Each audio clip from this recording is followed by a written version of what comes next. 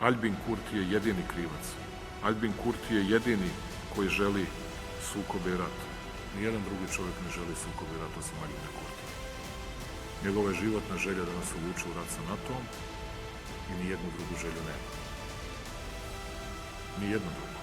To je jedino što rade sve vreme.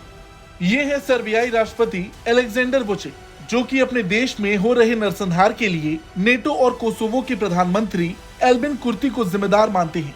इनका कहना है कि बंस्का मोनेस्ट्री में जो संघर्ष सर्बिया और कोसोवो के बीच हुआ, उसमें कोसोवो के पीएम एल्बिन कुर्ती और नेटो जिम्मेदार है।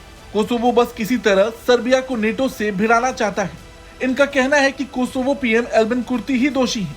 एल्बिन कुर्ती एकमात्र व्यक्ति हैं जो संघर्ष और युद्ध चाहते हैं। उनके अलावा कोई अन्य व्यक्ति संघर्ष और युद्ध नहीं चाहता। उनके जीवन की इच्छा हमें नेटो के साथ युद्ध में घसीटना है और उनकी कोई अन्य इच्छा नहीं है। नेटो के खिलाफ सर्बियाई राष्ट्रपति ने कुछ चौंकाने वाले दावे किए। हाल ही में कोसोवो और सर्बिया के बीच जमकर बवाल मचा था। कोसोवो वही देश है जो नेटो की मदद से सर्बिया से अलग हुआ था, लेकिन हाल ही में एक बार फिर इन दोनों देशों के बीच हालात बिगड़ते दिख रहे हैं।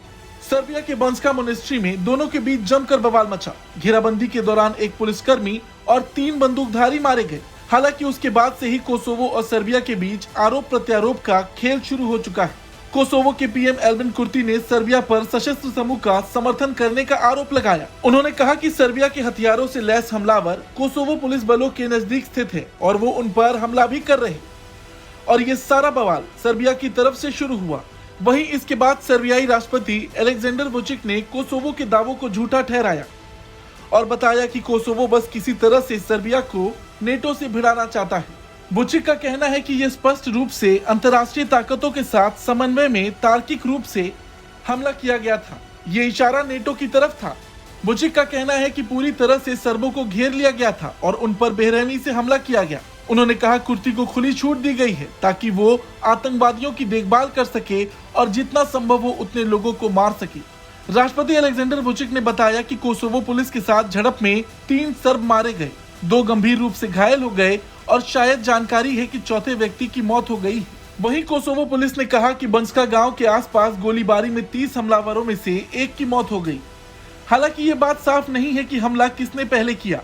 दोनों ही एक दूसरे पर इल्जाम मढ़ रहे हैं, लेकिन कोसोवो को वेस्ट का समर्थन है, नेटो भी वहां मौजूद है। सर्बिया को इस बात का डर भी है, मगर उससे ज्यादा उन्हें ये डर है कि कोसोवो नेटो को सर्बिया के सामने खड़ा करना चाहता है। खैर, सर्बिया और कोसोवो के तनावपूर्ण रिश्तों के बीच ये घटना काफी चिंताजनक है।